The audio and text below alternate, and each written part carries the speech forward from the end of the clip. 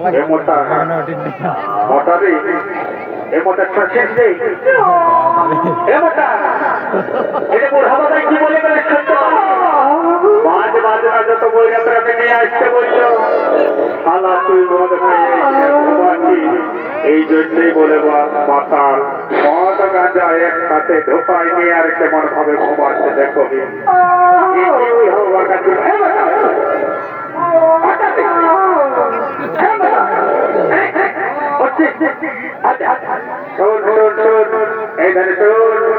বুড়া বাবাই কি বলে গেল